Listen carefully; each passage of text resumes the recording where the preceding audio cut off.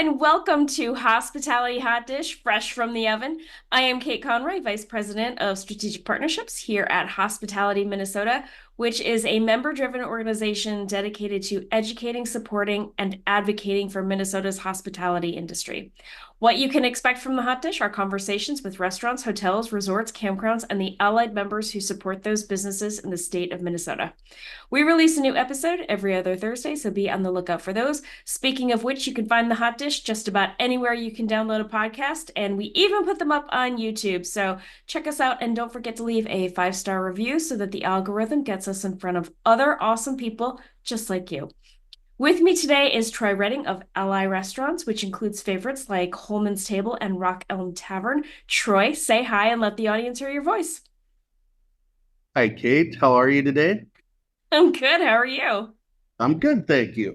Always a pleasure Excellent. to talk to you. I feel the same. I feel the same. Okay, we're gonna jump right in with a really hard-hitting question. Troy, what is your favorite hot dish? That one's fairly easy. My mom made a tater tot hot dish that was, phenomenal, obviously. But she put corn in it and carrots and cream of celery soup, not cream of mushroom. So Oh, it's just one of those memories. that sounds really yummy. It's it's not often that somebody will drop a cream of celery. It's always Hey, cream of chicken or cream of mushroom. Cream of mm, celery.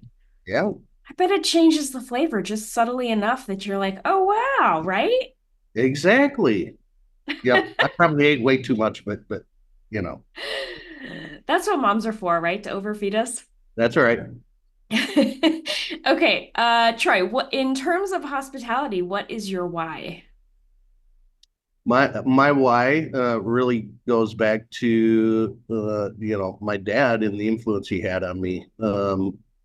He was an insurance farmer, insurance agent, and just a person that was great at developing relationships. And um, I started in the business 38 years ago, and really my growth throughout the business has been based on my desire to give back and recognize how blessed I am, and be able to care for others that maybe aren't as fortunate as I was. And uh, that's what kept me in the business. One, had me, the reason I stayed in it, and the reason I ended up opening up my own restaurants was to continue that. It wasn't about the food. It wasn't about the ego of opening a restaurant. It was about giving back, and I continue trying to do that from an ownership perspective, and give back to those in our community, and from both places that need our help. That's a great answer. You know, you don't hear the word insurance agent very often and think warm and fuzzy, but it's like anything else, right? If you get into it for the right reasons, of course it's warm and fuzzy. Mm-hmm. Yeah, I like that. How long have you've been doing this for 30 years? 38. 38 I know, years? right? I'm only 42. I started You at don't 40. look old enough. I looked lot younger pre-COVID, I'll tell you that. We all did. We all looked a lot younger pre-COVID. Oh my gosh. Okay, so we're going to take a quick break and then we're going to come back with some more questions. And welcome back, Troy Redding with Ally Restaurants. What is your favorite Minnesota escape? We have a lake place up on Lake Silver in the Brainerd Baxter area, and Mm, that is that's my place. Brainerd. That's a beautiful area. Brainerd Baxter. It really is. There's so many lakes, and you know, having been raised on a farm in a small town, being able to get away from the city is really my recharging place. Being able to do some work outside, get my hands dirty, that sort of thing. Mm-hmm. I fully get that. I'm a city girl. I love the city, but when I can escape and just get away for a little bit and just listen to the sound of nothing, Mhm. really, until night comes, and then it's crickets and Uh, owls and that nightlife symphony is just so beautiful in this state. it is. Yes, it is. All right.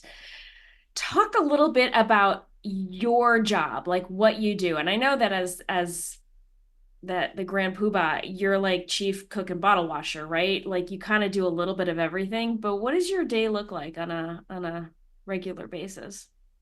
I'm have a great management team. So I have people that are good at what they do. I have good leaders, and uh, that allows me to, really focus on the business and uh, growing the relationships and keeping them top of mind for people. Mhm. Um, I try to spend time with all my managers. I get the opportunity to, uh, you know, interact with our guests in a way in which I'm not running the shift, but I can just, be a guest and sit alongside them at the bar, or walk through the restaurant and see people I know and say hi. Really, that's the goal, is to empower my people to do their jobs and help them to continue to grow the business, right? Along with then, all those things that pop up every day and the things that need to be done that nobody else does, and you pick Yep. up the scraps, right? Yeah. Whatever falls to the bottom, you got to figure out. 100%. Mhm. Yeah, no, you're totally right. And for anybody who's listening who hasn't yet been to Rock Elm or Holman's Table, I have to highly recommend it because it is some of the best food you'll ever eat in your life. And Troy is just the consummate host, so I fully endorse. Thank you so much. I do appreciate that, because that's what it's all about. If you enjoy a place and enjoy what it is, you're going to share that. And Mhm. the old adage is true. Word of mouth is the best form of advertising. And again, it's all about developing those relationships with your employees, your management staff, so that they understand how how you treat them is how you hope they treat the guest. And uh, Right. you set a positive role model, and show empathy towards them. They show empathy towards the guest. And uh, then at the end of the day, if you feel valued walking into one of my restaurants, you're gonna share that experience, right? Absolutely 100%. Yeah, I'm actually I can't wait to go back. I'm trying to find I have lunch appointments all the time, and depending on where they are, I always hope that I'm in your neighborhood so that I can suggest Holman's. Thanks. It does help that it's a one of a kind venue, and I mean, you can't recreate what it is, right? It's just Well, actually, so let's talk about that because it is a one of a kind venue, but we haven't really described what Holman's is. Do you want to take us through how special it is, or do you want me to start because I could talk? go ahead. I'd love your version of it. So for me, I mean, logistically, I'm always thinking about ease of entry and barriers to entry. And when you're going anywhere in the Twin Cities, parking is an issue, right? So Mhm. I love that it is so easy, number one, to find, and number two, to park. You've got a giant parking lot right there. Your view of the city is unbelievable. So, like, the two special things right off the bat, and then you walk in and it's just this sophisticated retro, but not really. Like you would think that there would be a couple of pilots from the 50s knocking back a couple of scotches at the bar. Like the vibe is just so cool. So, three special things. Then you sit down and the food is just out of this world. So, like, that is my perspective. And I love it so, so much. Well, I think that's really well stated.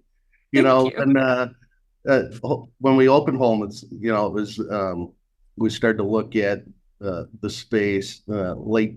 mid 2017. It was before the Super Bowl, and Joe Harris, who ran the airport at that point, I came out to look at the place, and we got lost. Number one, because nobody knew where, and it's at the end of a road that's like, okay, where is this? Um, but we walked into the building, and the building is just so special. And met Joe, and Joe goes, Troy, I can guarantee you one thing: 5 days a week, like clockwork, the mailman's going to show up. He goes, and that's about all I can guarantee you. So we ended up, striking a deal, and my friend helped me design it, and it's just, like you said, a very beautiful space, beautiful building. You know, Joe had built the parking lot and had the patio built out on the tarmac, and all of it in anticipation of finding an operator to come in and open up a restaurant in this building that sits at the end of a road on an airport. Um, Prior to the Super Bowl. We got open 2 weeks before the Super Bowl. It was an absolute, um, it Oh was an my absolute, gosh. right? I uh, can't imagine the stress. You must have just been eating stress, right? Pretty much, absolutely, because we were hoping to open about 4 months before the Super Bowl, but in a building that was built in 1939, you find a couple of surprises when you're doing Always. construction, right? So Yep. 2 weeks before the Super Bowl, and at game time, there's 208 private jets on the ground, and just a sight to see, right? Oh my God. Yeah, Oh my God. That sounds amazing. So, given all of that, what keeps you up at night lately? everything that falls through the cracks, which Yeah. is plenty, right? Yeah. You name it, the change in the atmosphere, in the hospitality atmosphere, in the restaurant atmosphere. It's just changed so dramatically over the past, 4 or 5 years, and uh, you know, uh, with the changes in all our laws and what's going on at the Capitol, um, Yeah. there's the change is challenging. You know, that's what keeps me up at night, is figuring out how to navigate the landscape that is the hospitality industry. Yeah, well said. I think many people don't realize that most restaurants operate on a 3 to 5% margin pre-tax. And I'm Yeah, going to say that again, 3 to 5% margin pre-tax. So when you think about how inflation has impacted your personal daily life, going to the grocery store, think about your favorite restaurant and how that restaurant has been impacted just food costs alone. hmm The price of eggs, the price of bread. You're absolutely right. It is an incredibly stressful and difficult time right now, in particular, after coming out of the pandemic, which we already thought was an incredibly stressful and difficult time. Now we're like dealing with the inflation as a result of, trying to revive the economy or trying to slow the economy down. I can never remember exactly why. I'm not an economist. right. But yeah, it's been stressful to watch all the way around. And I think Jill Sims, shout out to Jill, our government affairs maestro, is also not sleeping very well right now as she's navigating these waters. Session is over, but there's a lot of I did, stuff still coming down the pike. there's a lot, yeah, there are laws that were enacted that are um, need to be figured out on what the reality of that is. Yeah, guidance. But a lot, exactly, and a lot of those things, have changed our landscape, um, and our profitability. Our highest cost used to be our cost of goods. Now, by far and away, our highest cost labor. Hmm. The things that continue to happen, continue to impact that. Uh, really is going to change the restaurant landscape, especially in Minnesota. I just firmly believe that. Yeah, I think you're right. I think you're right. And just getting back to some of the legislation, it's funny how the people who wrote it understand what their intent was, but sometimes Mhm. the legislation is poorly written. Just it is what it is. And Mhm. so the people who wrote it believe that it says one thing, and the attorney general reads it a different way, and then the owner operators read it a third way. And so asking, just getting clarity can sometimes be so difficult. Mhm. Yeah. Absolutely. All right. Well, without depressing us too much. Right. It's supposed to be upbeat. I know. I'm so sorry. I'm so sorry. Troy, how can people get in touch with you if they want to make a reservation? You can go on our websites, rockelmtavern.com and holmanstable.com. We do take reservations at Holman's Table, but they're not required. We encourage walk-ins. So we have event space. We do events at Holman's Table as well. We've done everything from a little corporate meeting to 275 person wedding out on the tarmac. So oh Wow. yeah, we do all sorts of stuff. We really have just such a special venue that it's not hard to get people to fall in love with it and want to use it. Um, so you can book online. You can send a request for using the event space online, and I have an event manager. She does a great job at Rock Elm. Again, we expanded Rock Elm, so we have event space there as well, which includes 3 golf game simulators. So we do corporate events in there. We've done a wedding in there already, graduation parties. So a lot of things there. So you can go to either website and put in an inquiry for events at either space, and then uh, hopefully come and enjoy us. Fantastic. I want to see a wedding on a tarmac. That sounds amazing. It was pretty amazing. Yes, it was. Wow. You have such a cool job, I will say. I mean, it's a really hard job, but I think it's a really cool job.